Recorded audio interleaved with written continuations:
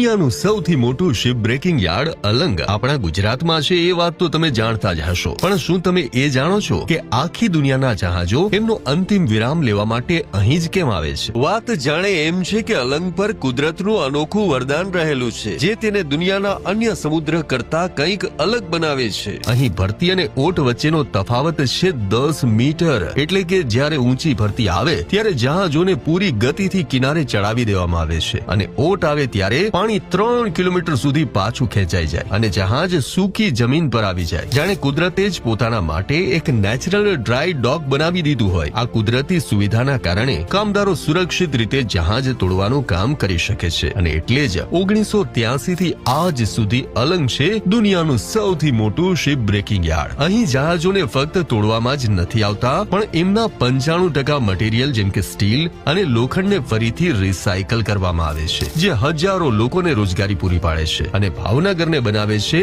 Circular ઇકોનોમીનું જીવંત ઉદાહરણ. અલંગ, જ્યાં જહાજોનો અંત નહીં પણ એક નવા ઉપયોગની શરૂઆત પણ થાય છે. તો શેર કરો આ રીલ તમારા ભાવનગરી